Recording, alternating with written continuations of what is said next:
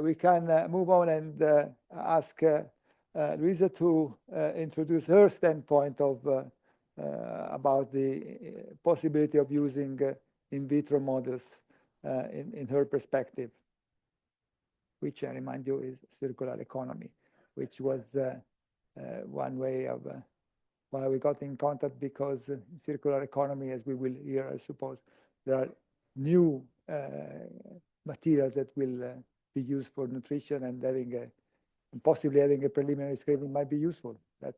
Let's see what Luisa thinks about this. Okay, thank you very much. First of all, thanks for the invitation. I learned a lot this morning because, in fact, I don't know much about this in vitro approach, so I really have to learn a lot from you. So the challenge here was, okay, what about circular economy and how this model can be useful for this kind of approach? You know that in the agri-food system, we are transitioning from a linear economy where you use natural resources and dispose them to a system where we should transform and reincorporate these materials in the value chain. And there's a lot of challenges here.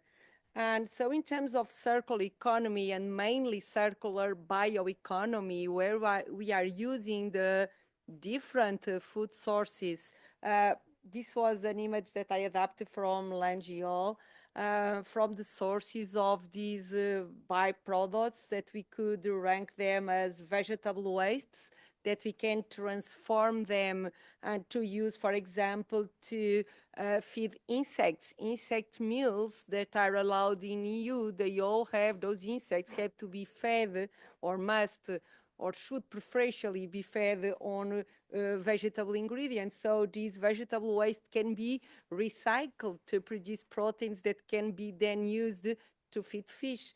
Also the forestry waste, and here in Norway, in this faculty, Margaret is working a lot in this recycling of these forestry materials to feed bacterial biomass, for example, to produce proteins. But then we have the animal proteins, and we learned this morning that, for example, feather meal is really a problem and a challenge for the in vitro models. And these animal byproducts, we have a different sort of materials like poultry byproduct meal, meat and bone meal, blood meal, feathers meal, meat meal. And this sector produces huge amounts of these ingredients, and we cannot waste them. They are valuable protein sources, and the industry is trying to put a lot of attention in selecting the best processing methods to make these proteins more bioavailable to fish. So this is a very growing market, in spite of here in the salmon industry, these products are not very well accepted. So there's social acceptance that we need to cope with. We are disposing a large amount of these ingredients, and they are really very high valued protein sources. Then we have the food waste and side streams that can be used. For example, the side streams from a farm rich in nitrogen compounds that can be used to produce algae, for example, or low trophic species like polychaetes, and to produce, again, protein sources. And finally, we have this blue biorefinery that's more accepted. Nowadays, 30% of the fish meal that's included in aquafeeds already comes from byproducts from the fishery, the salmon industry, for example, byproducts from the salmon. We are not allowed to use those products to feed the same species, but we can use salmon byproduct meal to feed sea bass or sea bream. So, but again, all these products need to be transformed. They need to be upcycled to make sure that they are safe. We try to concentrate their protein content, and only after we include those in aquafeeds. So the transformation and that is applied to these products can determine its commercialization and utilization by the feed companies. So we need to screen the value of these compounds. It's a lot of work in trying to figure out what's the best technological processing in order to increase the bioavailability of the ingredients that are, of the nutrients that are in this kind of raw materials. So again, from Brett Gladcross, he has been working a lot on the ingredient evaluation. And in fact, we cannot overpass these 4 steps towards ingredient evaluation. Step 1 is the characterization. We need to know the chemical composition. We need to know the anti-nutritional factors that any raw material has. And the step 2 is digestibility and palatability. So these are the 2 steps that have to be done before even trying utilization or the omics or very sophisticated methodologies in terms of fish physiology. Because if you produce some ingredient or if you have a raw material and the fish spits it, it doesn't have any importance. So you need to make sure you have palatable diets. And digestibility is also important because it can have a very good material, very rich in protein. For example, some algae meals, they can be very good, but they can have very strong walls, difficult to digest by fish, and you need to process them. So digestibility is really a very important step before proceeding to different growth trials to evaluate utilization, or step 4, the omic response, immunological response, functionality. And finally, we must never forget why we are trying to figure out and producing fish, because we need to provide food for us. And the flesh quality is really important, and we have to make sure the right quality is there, because we eat fish because it's a healthy product. So we should all have this social responsibility to continue producing healthy fish and of high quality to continue to feed the human population. So what I do in my lab in CIMAR, we have these organized more or less in these 3 big areas to identify and characterize ingredients. We work with a lot of industrial partners that come up with new ingredients, new technological processing of new ingredients, and we try to characterize them chemically and then screen its bioactivity and bioutilization by fish. And here I don't know much about this in vivo approach of digestibility, so we do trials in vivo, trying to recuperate the feces and evaluate digestibility. In terms of in vitro approaches, we are just starting, trying to do some things. We evaluate, for example, the bioactivity of certain compounds or their ability to inhibit bacterial growth, for example, to see if they have antimicrobial potential, antibactericidal potential. This is the kind of approach we do, not using cell lines. In terms of recovery of cell lines, we are trying to understand what's the morphology of the intestine of certain marine species, like European sea bass. That's the species I've been working the most. And in fact, we still don't know much about what's the kind of cells that we have there. So sometimes we see some inflammation. We are trying to isolate those cells and characterize them, but after 2 years, we still don't have this figured out. We have isolated those populations of cells, and we are trying to characterize them. So this is the work we do mostly in vivo. And finally, we design and test new diets in vivo, trying to understand if they are palatable, to evaluate feed utilization and waste, to evaluate the growth. Growth and intake are 2 very important indicators. You saw this morning that you have different digestibilities, but at the end of the day, a farmer wants a very low FCR and they want performance. Those are very simple indicators. So if you can monitor accurately the feed intake of a fish and you have a very good FCR, your diet is fantastic. And that's what counts at the end of the day. But of course, we are very concerned about fish welfare. That's another area. So the functionality of the ingredients, it's a huge market now to try to develop functional foods, because you know, and we showed this morning, that plant ingredients are the majority of the formulas, and this is a trend that it's not going to change in the future.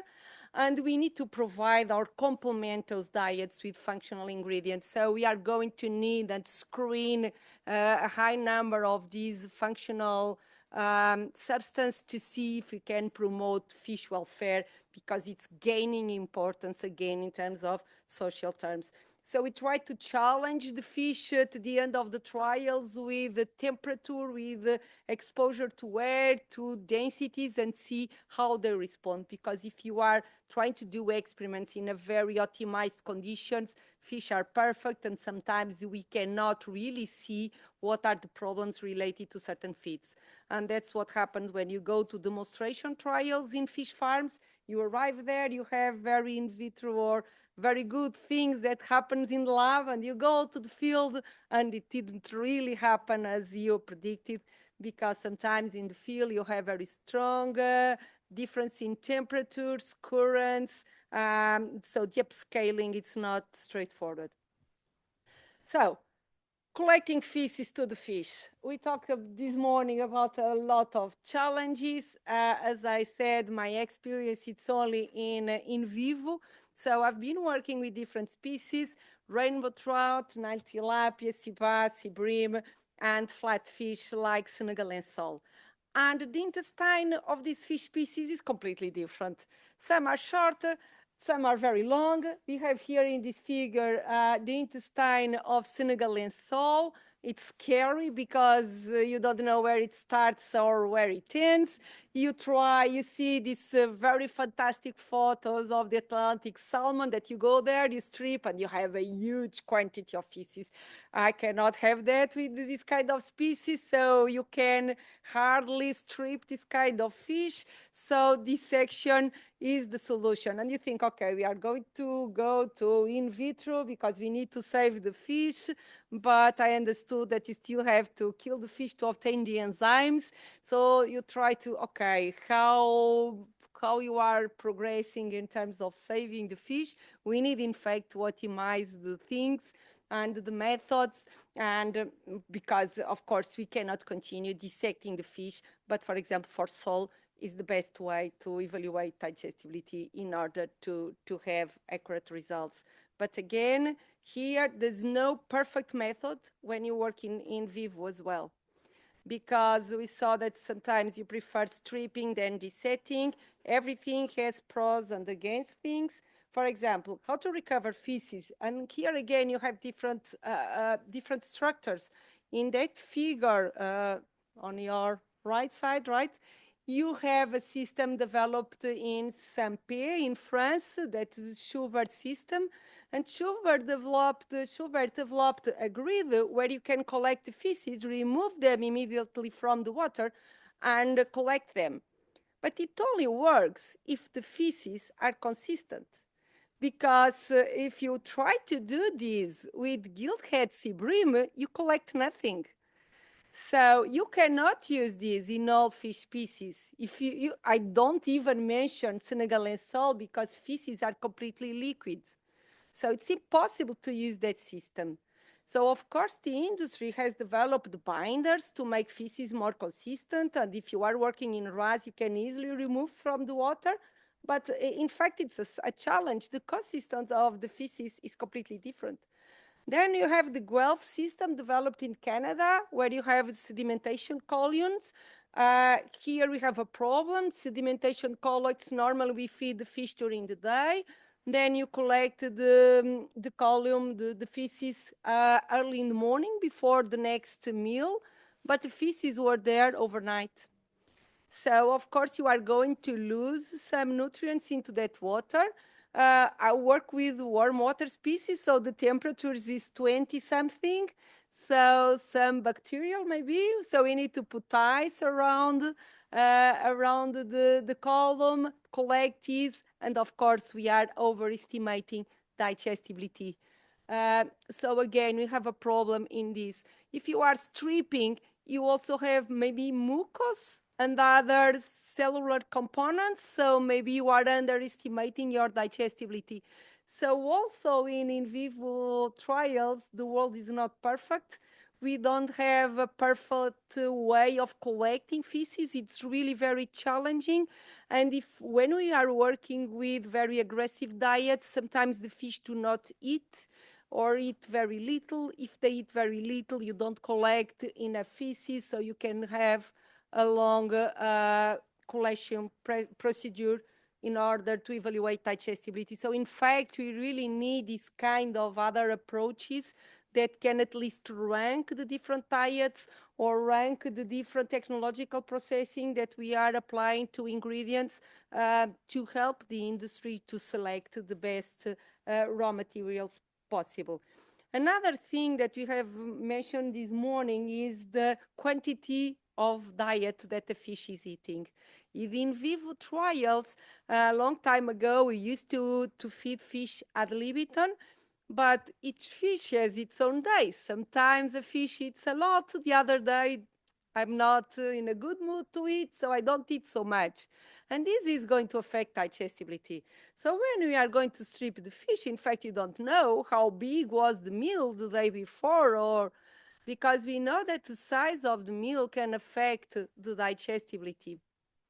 So what we try to do to minimize this effect, when we have different tanks, we feed them ad libitum, we see which is the tank eating less, and we try to use that amount of feed to feed all fish to make sure they are eating the same quantity independently of the diet formulation to remove the meal size effect for digestibility. So again, it's not a perfect method in vivo, a lot of challenges here. So when Fulvio asked me what could be the things and the opportunities for this kind of approaches, in fact, ethics is gaining a lot of scale. I'm at the moment reading a book about why we are omnivorous and the importance of being omnivorous. We evolved for centuries to this to be what we are today, and we are omnivorous. And in fact, we need proteins, but we have to cope with ethics. And according to the book, scientists are torturers, according to right activists. So we should minimize the experiments that we do with animals. I think we all agree with this. We should reduce the number of animals that we are using for experiments. So I think that is a very strong position to develop this kind of devices so we can try to develop technologies to save this kind of animals for at least having a good screening of ingredients. But then cell cultures still rely on fetal bovine serum. That's always okay. We are developing cell models, but the cells need to grow. And in fact, we still don't know exactly what those growth factors are, and we are still relying on the animal sources for this. I know there's a lot of research going on, and options are being considered to replace these. And for these in vitro models, we heard as well that you need enzymes. And ideally, they should not be synthetic, but should come from the species you are considering. So again, you have to kill the fish to remove the enzymes so we can do in vitro trials. So again, the world is not perfect. Advantages: you can screen a high number of feedstuffs in a short time. So if you at least can rank the ingredients, or when a company comes, okay, we have here 10 different technological solutions to improve a certain raw material, which will be the best. In fact, working with animals is time consuming. It takes a lot of effort. So you can at least pre-screen and reduce the number of raw materials that we can test in vivo. It will be already very helpful for the industry, I would say. It would also help identify specific mechanisms involved in nutrient absorption. We still know very little how the transporters are being affected for different ingredients, for example. We are very interested in knowing, okay, different ingredients, how will they be, they will affect these transporters? Will we have more transporters if you have this raw material instead of others? And I think cell lines and this kind of approach might help in these fundamental questions, what's going there at cell level. Because connected with the omics, maybe we can find answers to these kind of questions. It will also allow monitoring absorption rate of individual nutrients. We know that when we have complex matrices, sometimes the digestibility is affected. But I think for fundamental biology, we can maybe go faster using these kind of models where everything is controlled. In the problems, in this right figure here, it obliged to simulate digestion first. I did this last night, so before learning from you today, so I was thinking about, okay, temperatures. Normally we try to work as fast as we can, and of course any enzyme will work faster in a higher temperature than in a lower. That's simple chemistry. So of course we try to accelerate things in the lab. So ideally we work, and sometimes even when we measure activity of enzymes in the liver, we work at 37 degrees, and they say 37 degrees. No fish lives at 37 degrees, but we want things fast. So we provide the best environment to have these chemicals working. So how this relates to real life, the meal size. So how you are sure that you don't have toxic effects on the cells because you are putting too much of your digester in the meat in there, the enzyme type. So different kinds of enzymes being produced depending on the temperature, on the salinity. We just run a trial in European sea bass with different salinities, high and very low salinities, and we had huge difference in digestibility. So salinity is something that we should also consider. Then the concentration of the different enzymes, the time of exposure. This morning we heard that half of the digestion should be the advisable thing, right? If I could understand that correct. And I was thinking, okay, how do you know that half is representative of the whole formulation that you have there? Probably it's the most bio accessible. So if you have very complex matrices, sometimes you have things that really make digestion difficult. Is that the best approach? You have the best health to mimic what happens in vivo? I was trying to, think. Then the pH, the microbiota, that more and more it can have a role. For example, if we are working with insects now, there's some studies showing that if you add some enzymes, able to, for example, digest or hydrolyze the chitin, you can have there an effect. We don't really know what's the impact of the microbiota in fish now. We all know that every diet changes the microbiota. That's, I think the difficulty is to find a study that tests a new diet and that the microbiota did not change. That's the challenge, because normally, of course, it happens to us.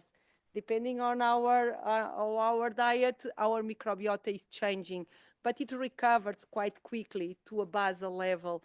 But we don't know what's the role of this microbiota, and in fact, it's a challenge to try to mimic as much as possible what happens in real conditions. The in vivo do not consider ingredients' effect on mucosa morphology. For example, the fact that you do not have the caliciform cells that produce the mucus. Mucus protect the mucosal cells. When we do integrity studies, we see that a lot of ingredients promote or incentivize the production of mucus, so the number and the size of these mucus cells change. So this is important not only to the evolution of the digest along the intestine. So we still don't know, for example, in mammals, we know that this mucus composition can also change. They have different kinds of cells. We still don't know much about this on fish. Is these caliciform cells producing the same kind of mucus depending on the diet? So that's another thing that we don't really know. And the problem about cell lines, you have to have these lines very well characterized, because when they divide, they change. I'm not an expert on this, but people say that you need to have a very big control on where you are testing, because they keep dividing and sometimes they change ideas and they may differentiate in a different thing than what you had there in the beginning. So the control of the cell lines when we are starting, it's really important to have a very good characterization. And when we move from one species to the other, you have to start, we like life difficult in fish because we work with a huge amount of species. So every species have different physiology, different intestine lengths, different kind of proportion of different cells probably. So even in vivo, it's really challenging. So if you can, I would suggest to focus and optimize a model into a species first to make sure you control that as best as possible, and don't spread your energy trying to go into every species possible, and maybe to focus in species that are really important for aquaculture. And there I talk against myself because I work with European sea bass and sea bream. But when you look at the global production of aquaculture, probably you should focus on carp or tilapia and, of course, Atlantic salmon. And maybe start by those that can have a higher impact and then move to others, maybe. But of course, I'm very keen on sea bass and sea bream, and we have a lot to learn. That's what I would say. And thank you. Thank you very much. Oh, no, leave that up. That is a nice reminder of what we have to discuss as the pros and cons. Your last slide, that is, I think, is a nice ways in which we can answer some of the cons and recognize some of the pros. While we wait for question, I just, in order to put in perspective, since I raised the question of the enzyme, is that during the project we have 2 enzyme collection, and that lasted for the 5 years. So just to put things in perspective, not as if we are killing thousands of fish just to keep our test going. Despite we still need, we were hoping to be able to use slaughterhouse material, but indeed we tested and it's not very satisfactory. On the other hand, the other thing we can use is that since every time some in vivo trial is being performed, there are some excess of fish, and we can got those. Maybe it's not ideal, as Francisco mentioned, but those are in more controlled condition than slaughterhouse material. At least the time between the slaughter of the fish, sacrifice of the fish, and the collection of the material is fixed. And in some instances, we can control. When you can use the same fish, only adapting to the. We can control what they eat before they've been sacrificed. So there are way around it, just to limit those kind of cons. So no, it's a good point, but I would like to say, and other members can sustain that we consider that, and we don't think is a big concept at present. So we can improve on that, but it's not so bad. Whereas other things are definitely more difficult to make up things. Cell line alteration that always can happen. And we went through, all of us were trying to keep them controlled. And maybe Nicole wants to say something. Wait. Of course, you're right that actually we use the fetal bovine serum, so it's not completely replacement, let's say, when we use this kind of serum. But now we are taking into consideration to use synthetic serum, not completely, but for the 90% of the components. So we have just taken into consideration the use of this alternative to try to at least partially replace the fetal bovine serum. Yeah, thank you. Other comments or? Also regarding the use of material, you also have figures, for example, for using 1 dozen of sea bass of around 500 grams, you can perform 120 assays, in vitro assays. So the use of material is optimized. In this case, we are accomplishing with the 3R principles of decreasing the use of live animals. Another point, it takes it has to do with the potentials of the in vitro, at least of our in vitro assays. The focus on the hydrolysis part is, as I told you, we must consider that the digestion is a dynamic process. So one of the great potentials also for the in vitro techniques is not also use them as a predictors of for established rankings of potential nutritional use of ingredients, but also to understand better how the release of nutrients and compound is taking place within the fish, or also in the case of bioactive compounds, because some of them can be followed using our system. For example, it's a dynamic system that we take samples at different moments during the hydrolysis, so we can construct plots of how a given nutrient, let's say amino acids, or let's say phytic acid, or phosphorus, or even tannic acid, are released after the stomach stage or during the intestinal stage, at the beginning, at the end. And this may have a very important, it's a very important information for the producers of these products. And this is not possible to assess in vivo, because you only have the final point of the sampling. So this is a great amount of important information that can be obtained using the in vitro models that is not considered in your balance of pros and cons. A question for in vivo and vitro people here. So very interesting, the effect of microbiota. It's not a bit, it's increasing importance of the role of microbiota, not just in the digestion, but also in the brain-gut axis, at least in mammals. So it's, can you comment something about the fish? It's known in fish, for example, in vitro digestion, people are putting microbacteria in the digestion, or it's known if microbiota can affect, for example, feed behavior of fish. It's known. Well, first of all, this is a summary, so I'm not against or pro any of this. So the idea is to bring discussion so we could keep your mind occupied during the afternoon, okay, just to make a statement. So in terms of microbiota, I think that we don't know much, in fact, even in mammals. And even for us, you go to a supermarket and you have these probiotics, prebiotics, and there's not exactly a knowledge about what should be an ideal microbiota.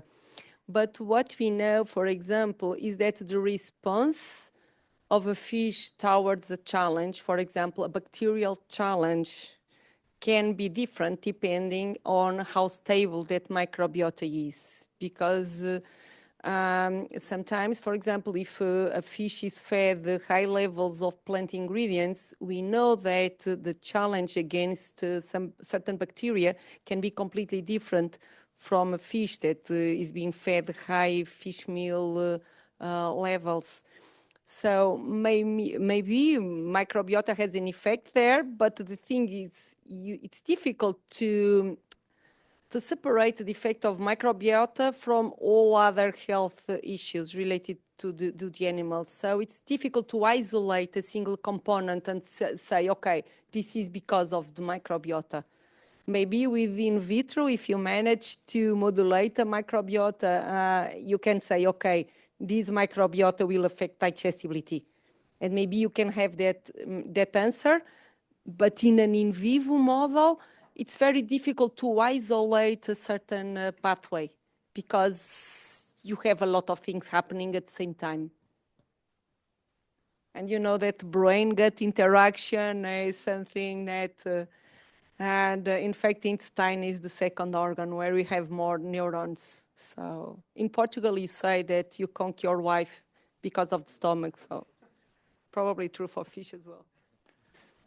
If I can just add to that line of thought from my personal perspective with regards to gut microbiota, I mean, we have been studying this for also in our systems for a number of years, and the last 10, 12 years, something like that, with the new sequencing methods. And I think, to me at least, we still lack precise understanding, and we lack, we are unable to explain a lot of the variation we see. Some of it we can explain and assign it to certain factors, for example, the diet.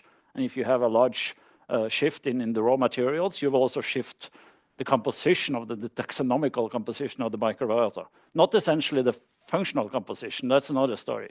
But then again, I think it's a little oversold many times. And for example, many people use the word dysbiosis for fish. I think that's not correct, because dysbiosis means that you know, it implies that you know what is the healthy, functional, normal state. And I don't think we are there yet for fish. We don't know for humans, so what's a healthy microbiome? No. Yeah, we could, I'm looking at these online questions. Keep asking questions online also. Again, yeah, we have touched upon it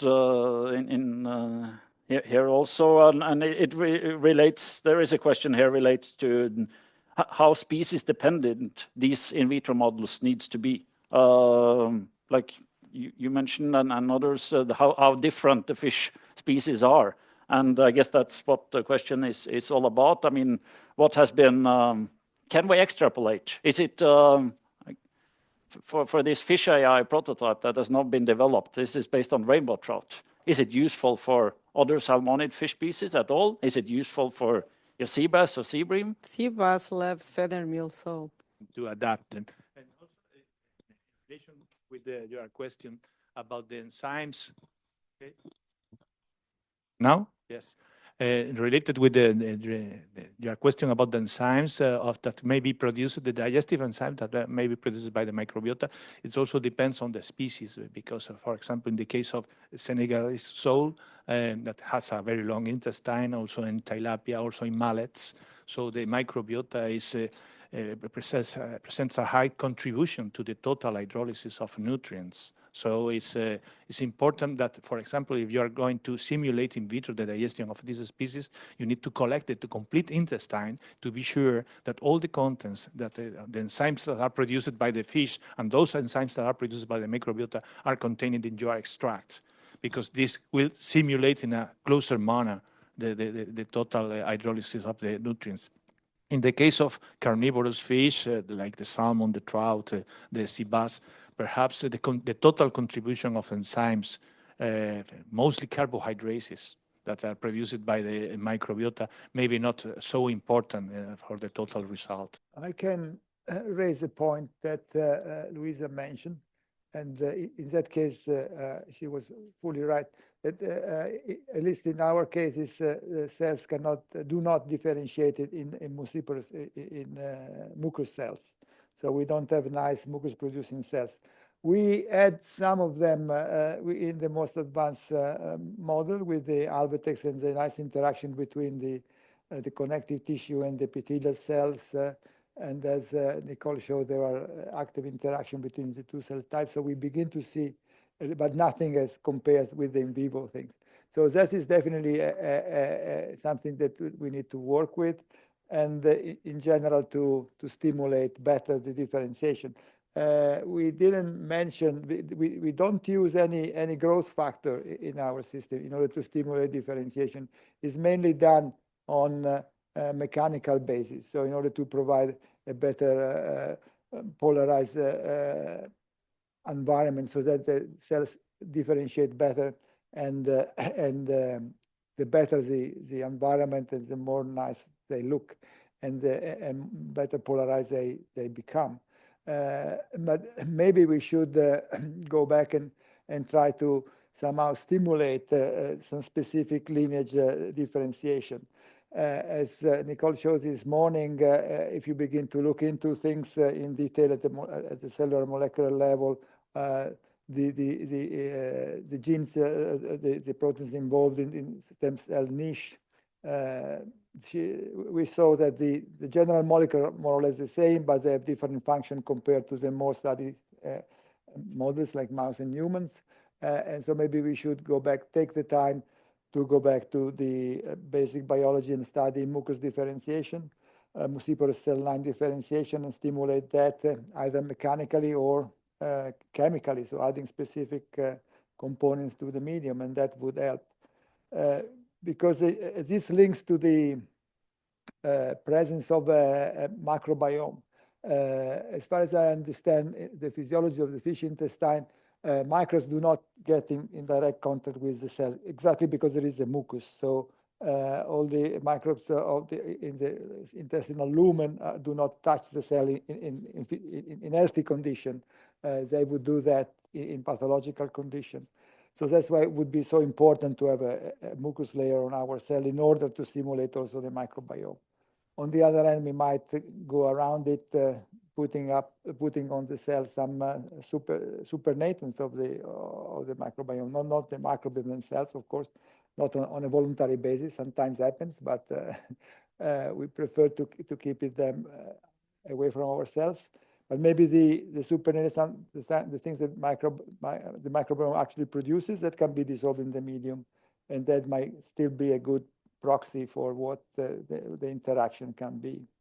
And that we briefly explore that, but then we didn't have time to do that, and we don't have the right material for doing that. But that could be another alternative to increase the complexity of the system and to add dimension on that. And there are comments. Perhaps I can follow up that with another sort of technical cell question that is coming along here that might be for Nicole or Guido or Marcelo or someone to answer. There is a question with regards to this IVD, the in vitro digesta, and the time of exposure. How long did you expose the cells to this digesta? And basically, when we present results as after exposure, how long is after? Would some of you like to say something about that? Okay. So we try basically two different conditions. As Professor Mariano knows, you have a lot of papers and everyone use whatever they want, basically. And so we use two different conditions. One is the 2 hours for each stage for a high enzyme concentration, and also we try 6 hours for each stage using a lower enzyme concentration. We observed that, and also it was better for us to use a lower enzyme concentration for a longer incubation time, because we can use much less stomach extract, which is very limiting. And related to the incubation times with the cells, we try at least 24 hours for cytotoxicity, and I think we try even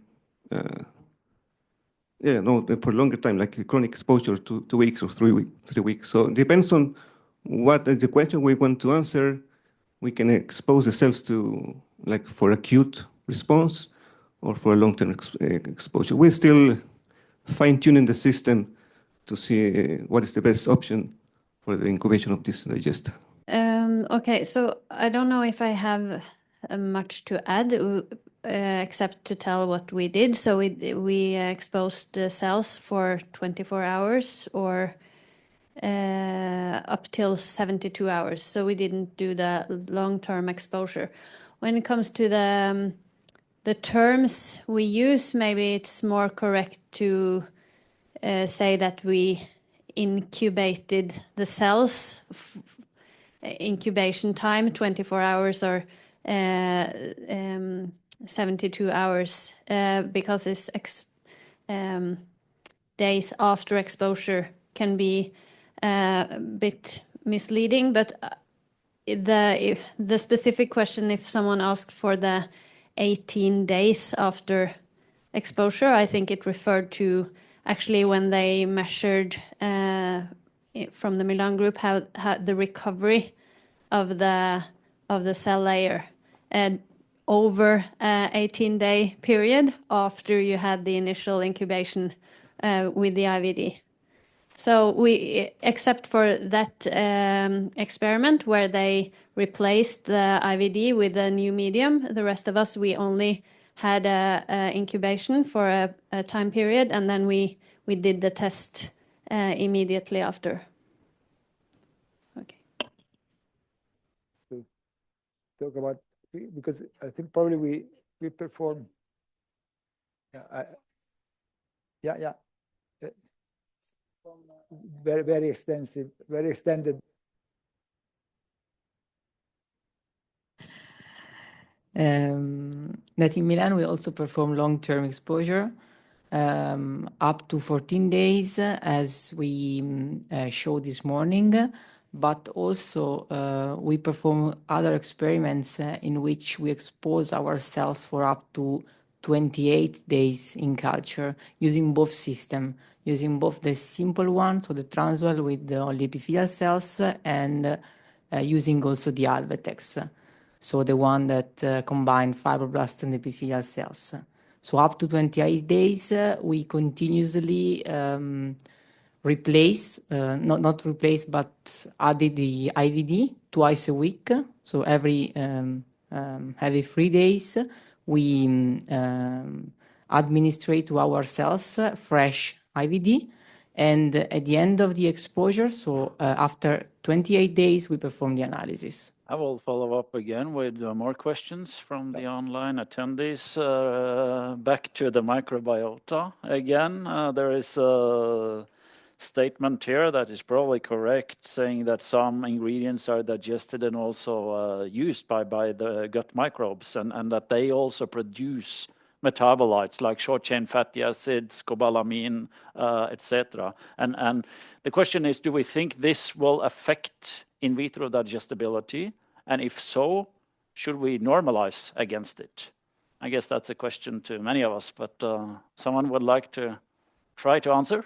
I think even in vivo, again, we are not very sure of what's the really impact of microbiota on digestibility. So to try to mimic this in vitro, first you need to understand what's going on there. So complex question. Another thing, like I'm in with the microphone, that I took the opportunity because I was trying to think about is that you produce two cell lines, the anterior and the posterior. And in fact, when we perform digestibility, we just collect the feces, they pass the anterior, they pass the posterior, so they were exposed to all these kind of cells. And when we look at histology, the different portions of the intestine are completely different, the anterior and the posterior. And for example, in literature, when you see the morphological alteration in the posterior, sometimes it's not well defined where the posterior was taken from, because in some species, the posterior, you can see different geographical markers, but others, they all look the same. You have the rectum and you have the whole intestine, and it's really, where are you taking your samples from? And what we can see is that sometimes when you are looking at macronutrients, most of the absorption, in fact, is in the anterior intestine. But if you are looking at functional ingredients that can affect, for example, signs of inflammation, or sometimes you see better in the posterior. So depending on exactly what you are going to look at, maybe you really have to focus on different parts of the intestine. And the distal has much more, for example, caliciform cells. So it's really very complex. I'm just following up here because now the online audience is eager here. So a follow-up question, if we don't know, and I guess that applies both in vitro and in vivo, if we cannot distinguish between, and then the question, how do we separate effect between what is caused by the host and by the microbiota. And do we need to separate? I guess we can add, and does it matter? You just want to understand the feces composition, because it's not only about also the ingredients and how the fish grows and can, for example, contribute to protein accretion. That's another issue here. That's the environmental impact. So you want to minimize that environmental impact. It's not only a question of the fish grow better. It's also important, of course, but you want to minimize what is wasted. But if it's wasted because of the microbiota or any other factor, you want to understand, because you can optimize the diets. But if you minimize feed waste and you optimize growth, people will be happy. Only a philosophical question. What are we trying to do with the in vitro system? To simulate or to reproduce? If we are trying to simulate, we only focus on some specific feature, the most important, those that are easier to simulate, and those that we have information enough to correlate with the in vivo responses. And this may be practical. If we try to reproduce, we need to focus on all those additional features like the microbiota, the interaction, the land. So this may be very complex and very complex to reproduce in different assays, and perhaps it loses its value as a tool, because in vitro assays, we cannot forget that are only tools to reach a higher knowledge about some responses, to predict them and to understand. So we need to find a balance on which questions, on which factors we need to simulate with in vitro techniques, and to make them accessible, reproducible, quite easy to manage, and not very complex, because if not, at the end, they will become only tools for research, for very specific research, and with a very limited practical application. This is my point of view. Thank you very much.